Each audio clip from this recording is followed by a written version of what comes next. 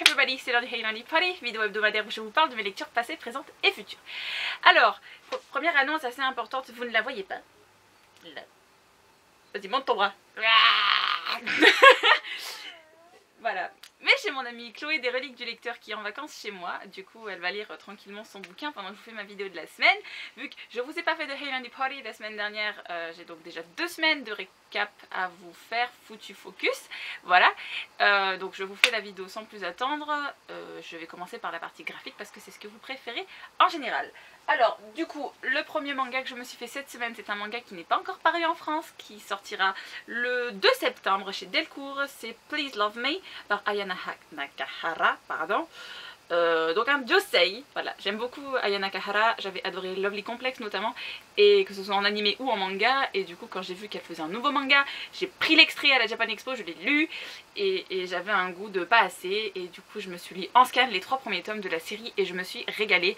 On reste vraiment dans ce que fait la mangaka d'habitude, que vous avez peut-être vu dans Berry Dynamite ou dans Courage Nako, une héroïne marrante, qui se prend pas le chou, qui fait des grimaces, qui rigole, qui fait des blagues, et des fois vous avez des situations que vous y attendez tellement pas.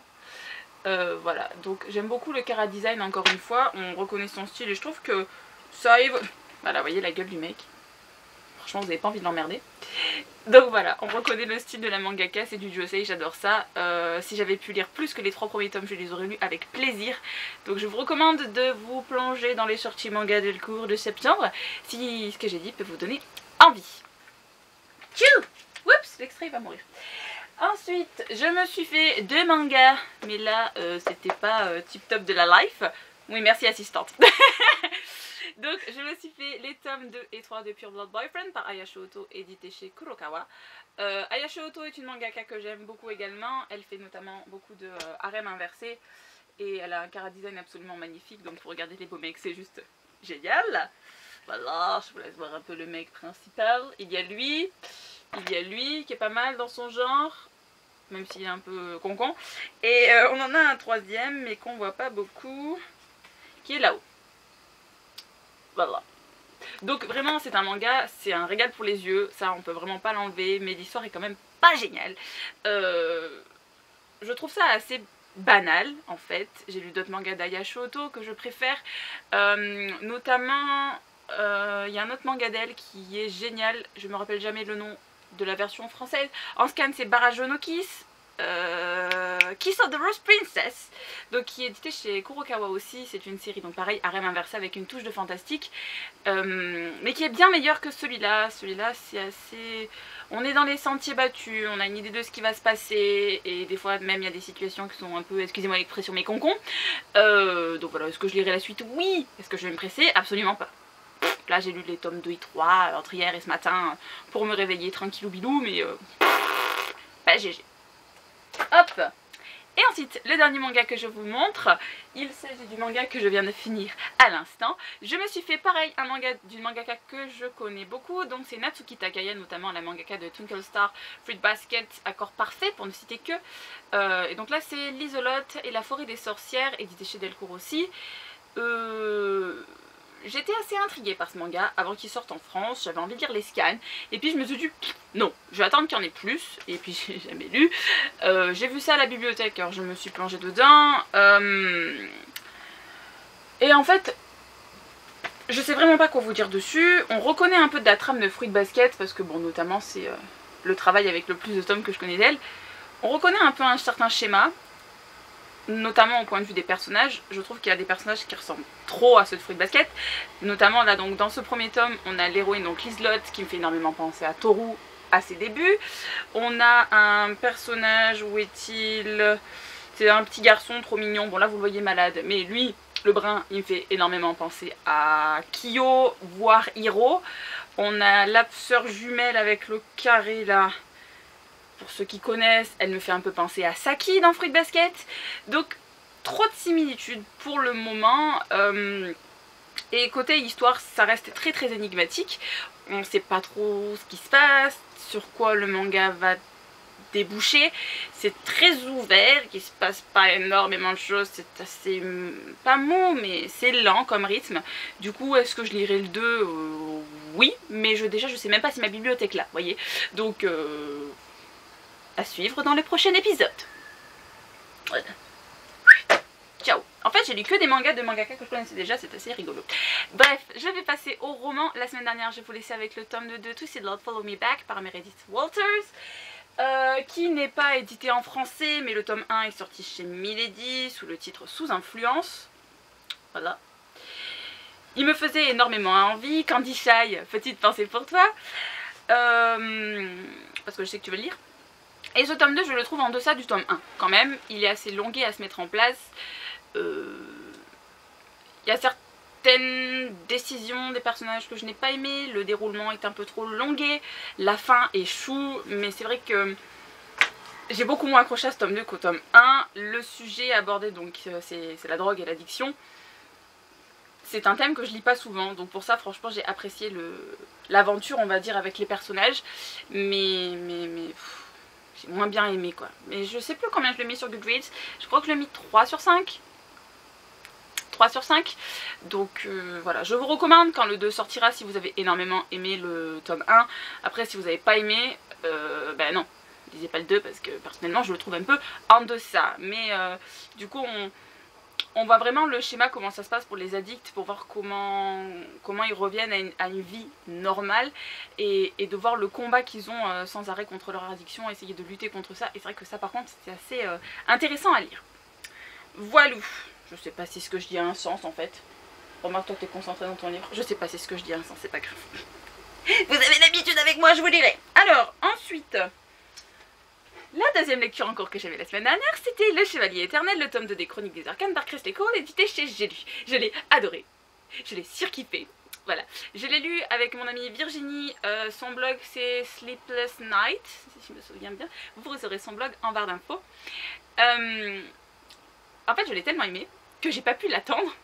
En fait, on était censé faire 5 chapitres par 5 chapitres. Ça a bien marché jusqu'à jeudi. Et puis, je voulais la suite. C'était addictif. Et du coup, vendredi, dans le train pour Paris, j'ai pas pu m'empêcher. Je l'ai terminé. Voilà, il était juste exceptionnel.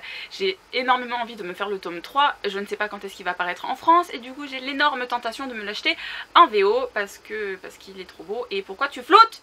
Appareil photo? Pourquoi tu floutes? Mathieu, je suis pas d'accord. Pourquoi il floute? D'habitude ça redéfocus après. Pourquoi tu fais ça? Voilà. Il est trop bien. Donc je sais pas où est-ce que je vous ai laissé parce que là je vais faire mes coupages quand même. Voilà, exceptionnel, énormément d'action. Ça commence direct. Ça n'a pas du tout fait le même schéma que pour le tome 1. Le tome 1 avait été très très long à se mettre en place avant que l'intrigue soit là et que ça devienne intéressant. Là, pendant tout le bouquin, on est dedans, on halète, on a envie de savoir ce qui va se passer. Est-ce que les personnages principaux vont s'en sortir? Qu'est-ce qui va se passer? La menace de la mort qui plane toujours sur le bouquin. Je l'ai adoré. Je vais acheter le tome 3 en VO même si je ne sais pas quand. Et je vous tiens au courant pour la suite parce qu'apparemment il va y avoir un tome 4 et la fin du 3 est pas super sympa non plus. Bref, j'ai adoré. Si vous avez pas trop aimé... Ah, on a vu ton chignon. Si vous avez pas trop aimé Chris Cole dans d'autres séries, je vous recommande quand même de tester celle-ci si le résumé vous intrigue parce que on est sur une mythologie originale et un bon déroulement, des personnages assez intéressants. Voilà, donc j'ai kiffé ma vie. J'ai kiffé ma vie livresque. J'étais un peu en panne livresque en ce moment. Ben ça a tout fait repartir comme un 40. Voilà. Ensuite, j'ai lu un new adulte, voilà. Bon, j'ai lu Fight for Love, le tome 1 par Cathy Evans, édité chez Hugo & Co, qui est sorti chez Pocket il y a peu. C'est hyper addictif. Vous pouvez demander à Chloé parce qu'elle m'a vu. Voilà. Donc Chloé me demande de faire une mention, je la ferai plus tard, n'est-ce pas? Donc ouais, Chloé peut vous le dire, j'étais accro à ce bouquin, j'avais tout le temps envie de lire et tout. Et comme l'a si bien dit Chloé, Pauline, nous pensons à toi, mention fesses, mais mention extra fesses. Hein. Ça parle que de ça. Voilà, elle applaudit. Donc franchement, le thème du bouquin, c'est la relation entre la nana et le mec. Donc Remington et j'ai Brooke. j'ai trouvé ça très exagéré et ridicule et j'ai levé les yeux au ciel un nombre incalculable de fois. Je vais être vulgaire, mais la nana limite elle le regarde, elle a un orgasme. Faut arrêter, ça se passe pas comme ça dans la vraie vie, madame Evans, il faut arrêter de faire ça. Non voilà, non elle dit, vous voyez, on est d'accord, on est deux. Donc et il y avait un bon fond, il y aurait pu avoir du potentiel, mais c'est vraiment du cul pour du cul. On attend que ça qu'ils couchent ensemble, et quand ils couchent ensemble, du coup, moi je fais enfin, parce que ça a été long avant que ça arrive vraiment. Et du coup voilà, si c'est le genre de lecture que vous recherchez, une romance érotique à la limite du new adulte, ça peut être un truc qui peut vous intéresser, mais c'est vrai que ce sera pas mon new adulte préféré, je pense que je vais très vite l'oublier. Mais voilà, je tiens à préciser que c'était très addictif et que le souci, donc vous savez le problème dramatique qui fait qu'on peut le mettre dans la catégorie new adulte, là aussi c'était très innovant, je n'avais jamais vu ça et du coup ça m'a plu dans ma lecture de voir ce thème abordé. Je ne vous le dis pas parce que si je vous dis ce que c'est, ça vous fait un spoil et ça vous permettrait d'appréhender le roman d'une autre manière, mais du coup en même temps ça vous perd un truc et du coup j'ai pas envie de vous gâcher la lecture, donc je me tairai. Si certains l'ont lu dans la barre d'infos, mettez-moi un commentaire, nous pourrons parler du problème de Remington, mais ce sera pour une autre histoire. Je me tais et je passe au livre suivant. Alors ensuite j'ai lu quoi? J'ai lu quoi après? Nos faces cachées. Ah bah oui, Nos faces cachées, celui que j'ai fini cette nuit hein. Merci souffleuse. Merci. Bah après c'est Livre Addict sinon qui me dit ma vie. Livre addict est utile. Donc, comme l'a si bien dit mon assistant du jour, ensuite je me suis fait Nos faces cachées par Amy Harmon, édité dans la collection R. Lecture commune que j'ai faite avec plein de gens. Il y a notamment Candy Shy, il y a Hélène Titelf, même si je crois qu'elle n'a pas encore commencé, que moi je l'ai déjà fini. Mais c'est une lecture commune. Et puis il y a Laurence aussi, j'essaierai de vous mettre tous les liens en barre d'infos des blogs, YouTube, des personnes concernées. Donc, Nos faces cachées, je vous avouerai que j'avais pas trop envie de le lire, c'est le fameux... la portée médiatique qu'il y a eu sur Booktube, toute l'euphorie du roman qui m'a donné envie de lire ce livre. Et je pourrais pas vous dire que c'est un énorme coup de cœur de la vie, comme tout le monde a apprécié. Je n'ai pas pleuré en lisant cette histoire, mais c'est vrai que c'est quand même super triste.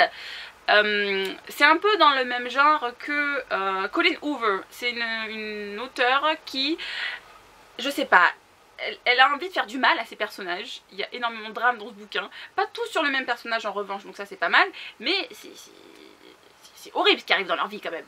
Je vous parle pas du résumé, je vous parle pas des problèmes des différents personnages parce que pareil ce serait spoilé. Mais c'est un livre plein d'émotions qui vous fait relativiser sur la vie. Ce livre m'a pas mal fait penser à Eleanor and Park.